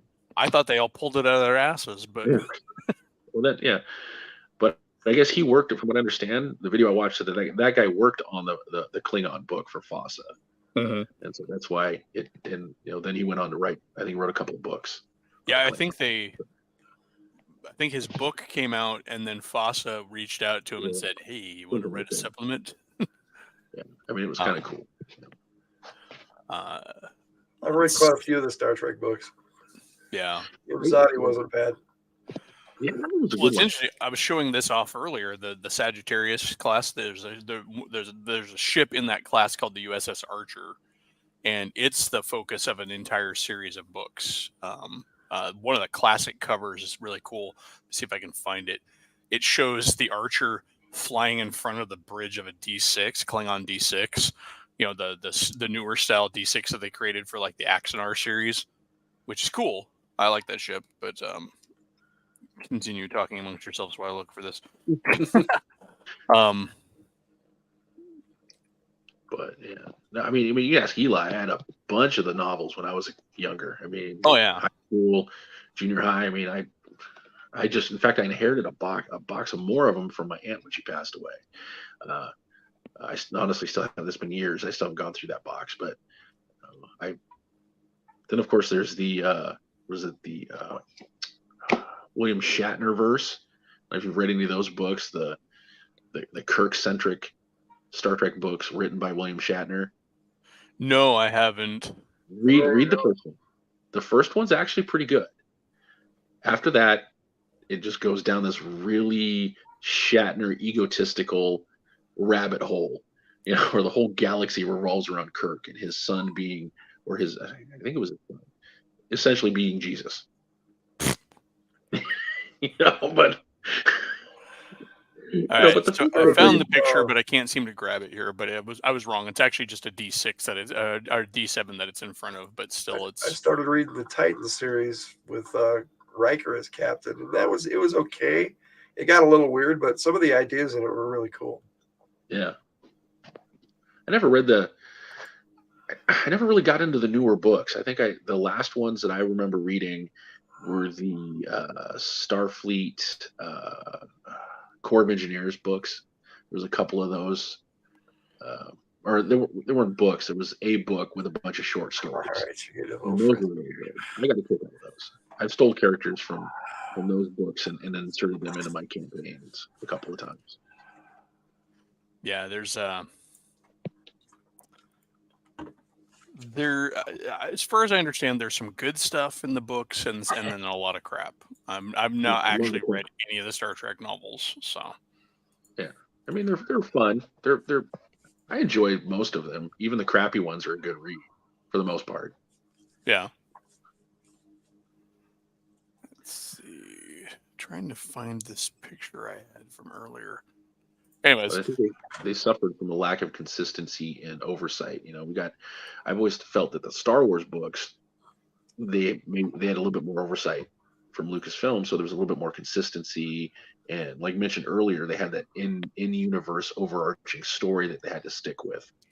Yeah, they were policed pretty well by Lucasfilm. Not so much for Star Trek. It was like, oh, hey, you want to write a book? Here you go. Knock yourself out. So I did find something that I wanted to bring up. Let me bring this up here real quick. Vader's glove. Yeah, let's not talk about that book. All right, I present to you here the the Briggs class. This is the ship, the 3D model I had made out of this. So if you have like 3D modeling ships, there's a guy who he's gone through and created STL files for all of the original FASA ships, plus a bunch of the TOS ships and stuff. But then he did parts files. So he's got all of the ships broken up into individual files that you can then kit bash into ships. And that's how I made this one. I've got a whole bunch of Star Trek ships I made. But yeah, Jim and I used to play back in the day, so I made a class based around him. Looks similar to the Reliant. Hopefully it has self-aligning shields. It's an Excelsior era ship along the lines of the Reliant is what I was going for. You can see the Excelsior style nacelles and more of that Excelsior style bridge. Yeah. Sort of a replacement for the Mirandas is what it was designed. What I was thinking when I made it. But yeah, it's a fun one. That I don't know. There's just a lot you can do with Star Trek RPGs, and I think it's one of those universes that allows you a lot of freedom because of the stuff we've seen in the show. We know full well. For example, if you're running Star Wars, right? Just to bring it into comparison real quick, if you're running Star Wars, you can only do Star Wars, right? Star Wars has some variations in it. You have different tech levels on different planets. You can run some Westerns. Star Trek, I think, gives you even more freedom. How often have we seen them go down to planet? It's strange, Jim. This planet it has a culture that's identical to ancient Rome or whatever, or this planet seems unbelievable, Jim. Like, is that a dragon? You're like, okay, all right, guys, I'm really getting burned out on sci-fi for a while. Can we play a fantasy adventure? Okay, cool. This planet is, welcome to the planet Dragonlance. Is that a space dragon? Not to mention, you have cosmic beings who, with a snap of their finger, can be messing with your crew, and it's still considered totally in universe. You really want to take that journey, and if you're playing the next gen era, you've got the holodeck. I mean, you've got so much room to play in Star Trek because of the limitations of the earlier episodes and how they often were just borrowing whatever was in the props department, and using pre-existing sets. That's why this planet is the Wild West. You as a GM can do that. You can run with that and really just have fun. I mean, as many technical issues as I have with the holodeck, I still loved it. It was fun. Technical issues with the holodeck. I mean, it's. What is it? I mean, it was kind of weird, the whole concept for Star Trek, but it was Star Trek. Yeah, well, the whole idea behind the holodeck, as I understood it, was holographics and force fields that essentially just subtly, subconsciously guided you to staying within the same space. The way I understood is like, if let's say you're walking around a corner and making a far journey in the holodeck, it's literally subconsciously and image-wise rerouting you on paths that keep you within the space. Is how I always understood it. There were some craziness in like the episodes where like things were coming out of the holodeck and stuff, but there's usually some cosmic power at the source of that. It's not just like Moriarty didn't just walk off the holodeck. There was something going on. It was fun. Yeah. But you can do a lot with the game. And I imagine, I mean, really, as much as Jim and I may like, like the heavy skill based ones, I feel like you could play Star Trek easily enough with a lighter system. That's why I have Far Trek, for example, the unauthorized Star Trek lightweight game. Wasn't the Prime Directive kind of very similar RPG, very similar to like the West End Games D6? I mean, which is still skill heavy, but I don't know. I've never picked up Prime Directive. it looked interesting at the time. But I think at the time I was kind of knees deep in Lug, and was kind of heavily invested in that, and I didn't want to add another Star Trek game. Although I probably should. Bear mentioned on his stream a reason that I might want to pick it up. It sounds like there's a rule for characters in there that might be easily ported over to other games and worth taking. And it was a background stat that you had on your character, where like, which simulated all those episodes of Star Trek where they go down to this planet. You're like, Agnes, what are you doing here? I haven't seen you since the Academy days. Yeah. I like that idea. Yeah, that'd be kind of and it's like if you've been gaming long enough, it's easy to just grab something from another game and bolt it on, because that seems like a fun way to just spin it. Yeah. How many times have there been a skill missing or a stat missing from one game? It's like I'm going to steal perception from this game and give it to Palladium because Palladium has no perception skill check or something like that. One of the most commonly ripped off ones is taking sanity from Call of Cthulhu and putting it into other horror games. There's another thing too. Like if you want to do horror in Star Trek, you can do it. So.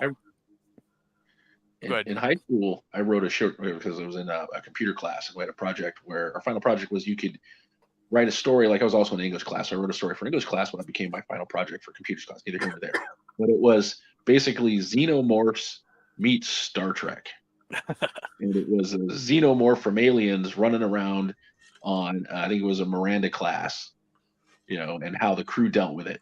I mean, phasers make short work out of just about anything. But you left your script laying around, and somebody from Strange New Worlds got a hold of it. Like what they did with the Gorn in there. It's like the elf, like we should joke. The elves stealing the storylines. That's why my channel's called Elf Bait. Exactly. But have you seen what they did in Strange New Worlds to the Gorn? Not yet. I haven't watched. I haven't watched any of the new season. All right, I won't spoil it for you, but it's fine. Definitely get past. Did you like the way the Gorn were done in Enterprise? No, I didn't. You're gonna probably hate what they did with them in Strange New Worlds. If you don't like musicals, you won't like the 9th episode at all. But I thought it was great. I didn't have a problem with the musical episode. I loved it because A, it was really well done. But B, we've had other crazy episodes of Star Trek before, so there's an in-universe explanation for why they're having this musical episode. Yeah, I've seen that or one of the segments because I work around a bunch of Trek nerds. Yeah, and even though I whine and complain constantly about those young kids and their new Trek now and how it's ruining my Trek. They still like, you got to watch this. This is funny. It's like funny doesn't belong in Trek, you rascally kid. Yeah, but it kind of does. There's always been funny in Star Trek. Grumpy man. One thing I enjoyed about that episode, honestly, is that Spock's musical numbers were a completely different style of musical than the rest of everybody else's. He had sort of the melancholy rock opera style music pieces, whereas everybody else had like classic, Broadway style ones. I really enjoy that portrayal of Spock in the Strange New Worlds. He does a good job. I really do like it. And I know some people don't, and that's fine. I think their reasons for not liking him are legitimate, but I really enjoy it. I think the whole crew dynamics, the actors all seem, I don't know, maybe they don't, but they all seem like they get along and they all seem to play well off each other. Yeah. It's an enjoyable program. I think Pike's an interesting captain to get to know, too. Finally, we get to know his backstory. Down-home thing. That's a different style from Pike. Hey, I did have a question for you, Eli, since we're talking Star Trek. And you're the perfect one to ask. How do you see Vulcans as space elves? Vulcans are ostensibly space elves. Yeah. If you look at the classic portrayals of elves in early fantasy fiction, they were always sort of the stoic aliens from another race who felt differently than humans. And if you look at the melancholy elves of Tolkien, for example, then you look at Spock, it's really obvious. Yeah, Um, I always thought so. And then they introduced the Romulans, and it was the wood elf side of the whole thing. all right, so we got about 20 minutes left in the episode in the stream today. So just looking over a few things here. Unpopular opinion: I hate the Borg. Oh God, I do too. What? I can't stand them. They're lazy writers. Wow, 3 of us in the same area. When they first came out, they were interesting. Yep. Yeah. It was something new and unique and interesting. There are a couple other episodes where they're done well, but for the most part, there's not an episode involving the Borg that is truly interesting, in my opinion. I completely agree. They end up being like the writers like go to, and in this episode we're gonna bring in the Borg. Yeah, I've always believed that there's 2 things in Star Trek that really irritate the crap out of me, and that's time travel and the Borg. And it's like those are the go-to. It's like we can't think of anything to write about for this episode, so let's do a time travel episode. They're going to go back in time, and even though one of my favorite movies, 2 of my favorite movies involve time travel, and one of them involves the Borg. I loved First Contact. I thought that was a fun movie. Yeah. And of course, Star Trek 4, time travel. Yeah. But generally, can't stand the Borg and can't stand time travel in Star Trek. I will add to that list. I'm sick and tired of the Mirror Mirror universe. What? I love Mirror Mirror. Yeah, me too. The original Mirror Mirror was good. Yeah. But every Star Trek series has done a Mirror Mirror episode. Every Star Trek series has done, because they feel like this obligation, and then Discovery doubled down on it. I never watched any of Discovery. I watched like the first half of the first season, and I was done. The problem is it's the same old. I mean, Discovery actually tried to do something new with it. I will give them that. But it becomes kind of cliched at that point. Yeah. And also, how about showing us another alternate universe? If you're going to want to play the alternate universe card, okay. The Mirror Mirror universe is so like heavy-handed. Everything is flipped around. Right. Okay, show us something subtle. Show us a universe where we have the Federation run as a giant space corporation, or a universe in which the Federation and the Klingons reached an early peace and now are dealing with something else. Show us something new. And that's kind of what I think the last season of Discovery was again trying to do, is go into the future and show a Star Trek that we've never seen before. But if you're going to show me an alternate universe, fine, cool. But let's have it be a new alternate universe. One of these parallel universes that you're going to do a parallel universe that offers me something new. How about a parallel universe where the Vulcans and the Romulans never split, and the Romulans ended up being the prevailing philosophy? So what's the universe look like with the Romulans just going ham on the galaxy?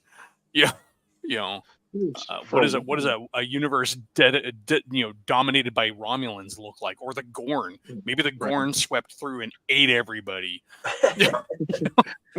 Back in years and years ago, I was talking to a buddy of mine. I was at work, and we always get, doing security is you get bored a lot, and so we were talking about ideas for a new Star Trek show.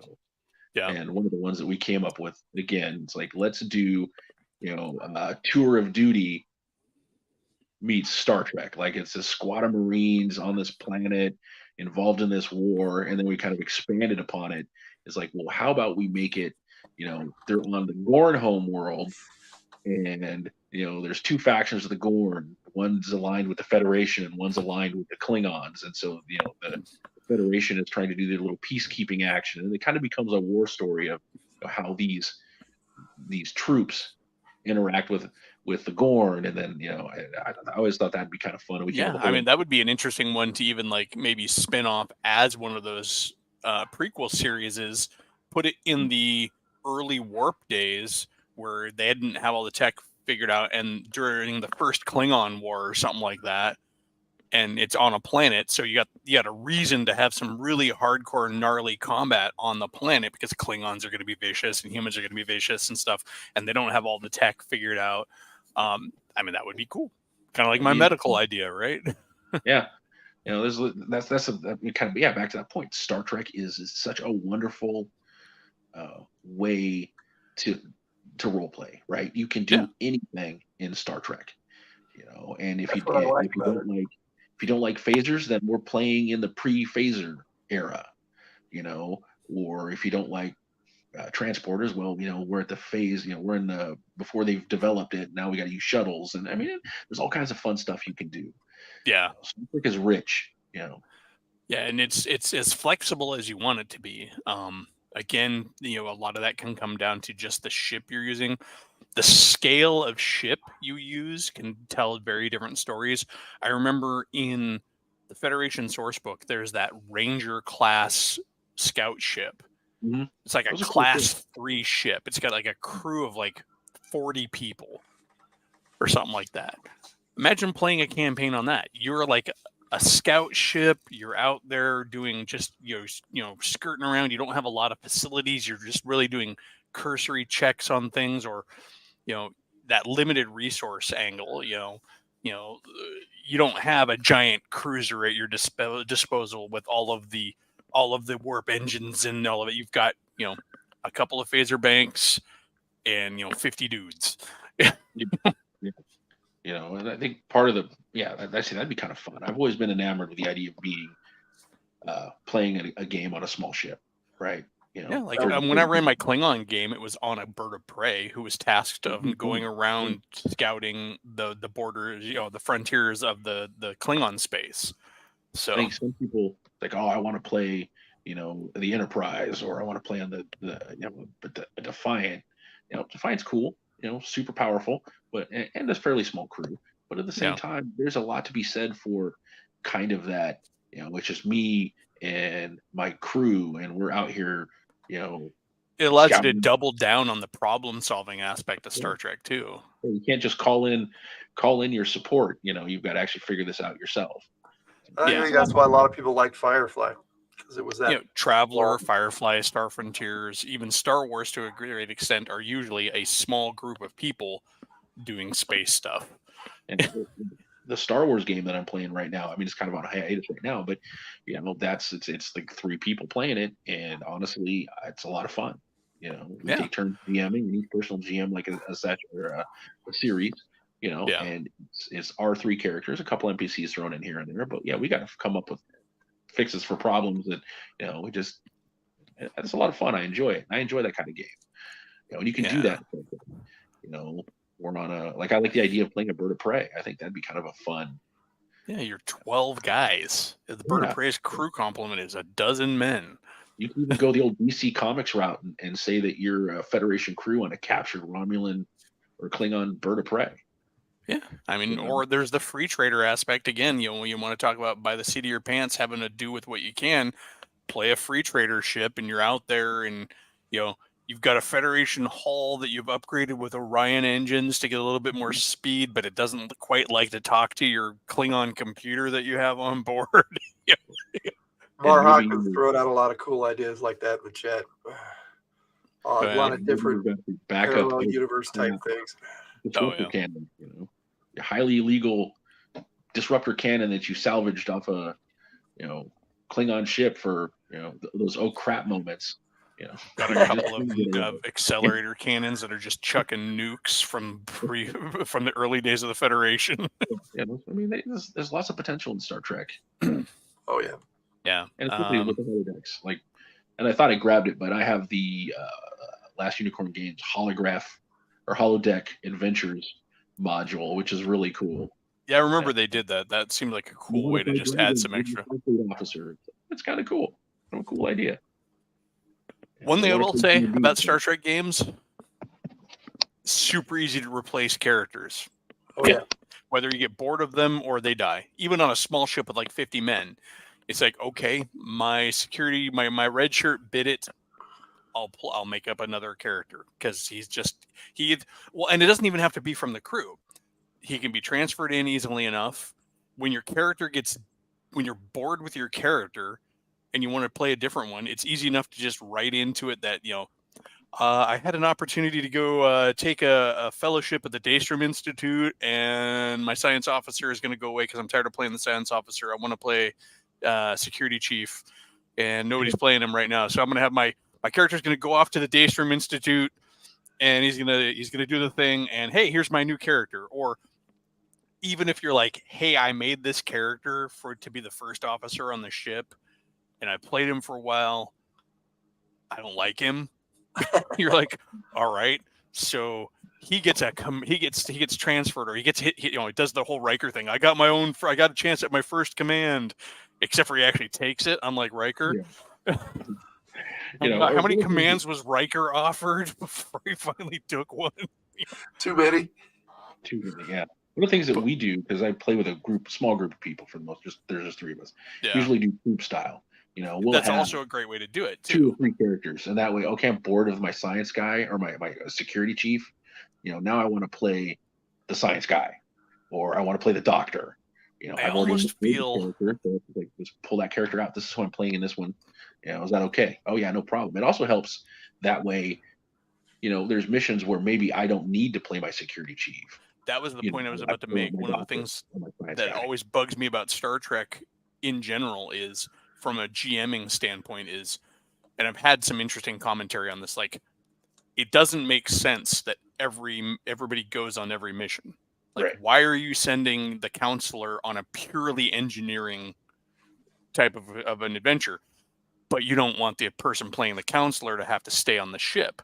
Right. Now, troop style play to me sounds like the obvious answer. Okay, cool.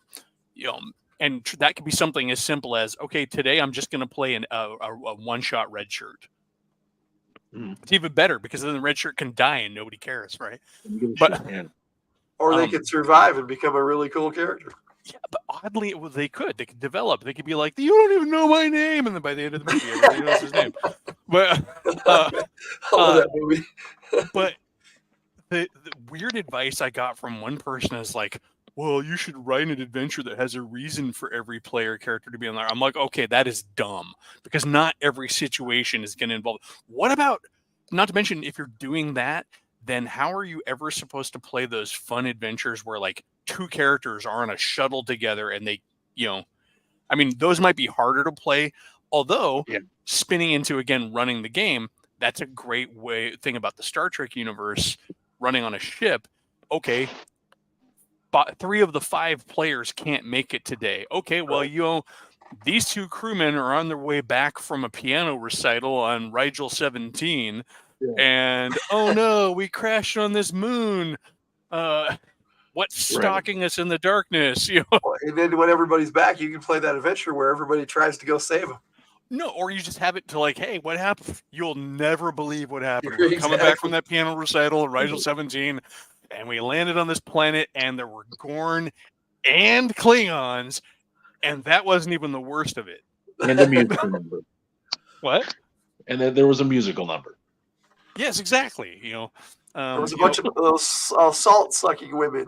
So, ultimately, I guess what we're all kind of agreeing here is that Star Trek is not only very flexible in the types of stories you can tell, it's also very friendly to tabletops. Oh, totally, yeah. Because if you don't have everybody there, Star Trek still allows for those interpersonal episodes where, like, okay, the captain and the science officer are the only ones here. What story can I tell with those 2 people? You might have to keep some adventures in your back pocket. It's similar to what I was saying in one of my earlier streams about superhero gaming. Superhero gaming is also super flexible, no pun intended, because characters come and go in superhero teams, right? Think the Avengers, the X-Men. If you only have 1 player show up, okay, this is that issue where Wolverine's out on his own. How many times did Wolverine just wander off doing his own thing? also, if somebody gets bored with their character, oh no, your character died. I want to play him again. Guess what? He wasn't really dead. He was blasted into an alternate universe. Right. I love running campaigns, but some of the best some of the best games I've ever run were right off the cuff. Yeah, and I think the key thing is that something like Star Trek, which has a ship with a lot of people on it, with a lot of diverse characters, allows people to flex and play what they want, but also allows the GM to flex. Same thing with the superhero universe. Again, you've got a lot of different characters coming and going, not to mention the conventions of the source media support that. Like when you're playing Star Wars, it's hard to justify characters kind of coming and going because we don't see that in Star Wars very often. You can still pull it off. I mean, I guess it depends on what type of character you're playing. You can pull it off in any game. Yeah. But I'm just saying, as far as like making it make sense or having it not really feel jarring, again, in say like D&D, there's always the joke, oh, my character died. Oh, look, we found the next character in the next room. I look like a trustworthy fellow. I actually learned not too long ago that the early modules where you find all those places where they have people tied up in the dungeons were intended as places to bring in replacement characters. They were written in there like oh, you find these two poor people tied up in this room, and then the DM could just like, all right, your character's also there with them. Makes sense. But yeah, so I mean, like, Star Trek is flexible in that sense too, where you can, okay, I'm tired of my character, or my character died. Not everybody's here. Because the other thing about the Star Trek universe is, especially in like the TNG era, where all shuttles are warp capable. Because that's the other thing you got to remember. The movie era and earlier, it was a big deal in the motion picture when Spock shows up and his ship has the little warp sled on it. Remember? Yeah. Oh. That was because not all shuttles were warp capable. But in TNG, they seem to take the shuttles out like they're taking out the family car. Like, Wesley's got a science fair to go to. I'm going to take him out on the shuttle and I'll be back, right? But even on ships where they don't have the family, they do that all the time, and travel is done freely because they have the warp capable shuttles. So you can go sectors away and have an adventure and get back to your ship easily enough. It's easy to do these little side journeys. The holodeck is also going back to the holodeck. Talk about like, okay, all the players aren't here. Well, today is a Geordi and Data episode in the holodeck. Yeah. Someone gets stuck in the holodeck, and so now they have to try to figure out on their own how to get out of the holodeck. Or you can explore the backstory. Today's the origin of so and so, how they got into Starfleet, how what their childhood was like. This is what this adventure is developing this character because nobody showed up. You could definitely do that. Like, that shuttle that lands on the ship has that guy that you hated in the Federation back in Starfleet. Now you have to go through all of that. Yeah. So I mean, there's lots. You can do any game you can do that, but I think Star Trek lends itself well to that. It's how easily the door swings. You mentioned the holodeck and getting trapped. Maybe all the players were you talking like all the players who weren't there are the ones who are stuck in the holodeck? Yeah, you could do that. That'd be perfect. Actually, okay, now so and so ensign, so and so the janitor from deck 35 has to try to figure out how to get the command crew out of the holodeck. Because they're stuck in there and it's gone haywire like it tends to. I think that'd be kind of a fun game. It's also a great way to do one-offs. Yeah. Because we even saw in some of like the TNG episodes where like, remember they did that weird little arc where they had like the Academy kids that were there that I think they were trying to spin off into a new series or something like that. But you could do that too. It's just really flexible. And that brings us to time. So and I actually have to be really tight on time because I'm going straight from this into a 5th edition game I'm playing in. So, Jim, Logan, thanks for both coming by. It's good to finally have you on the stream, Jim. I might have to drag you back again. It's nice to meet you, Jim. Nice to meet you too. Yeah. All right, cool. Well, thanks for everybody in the chat who put in their comments. I'm sorry I couldn't quite keep up. I have a giant ADHD brain, and it's really hard for me to focus on that kind of stuff. Lots of good comments. I do read a lot of them. I just can't respond to all of them. We had a pretty good stream here. The Old Geek has a channel, I know. And then we saw Mage's Musings in here as well. RPG Grandma has a channel. Mar Hockman has a channel. Dirty History and Hobbies, I'm going to venture a guess, probably has a channel with a name like that. If you don't, oh well, maybe you should. But yeah, thanks for coming by, everybody. Take care, and go play Star Trek. Yes. Bye.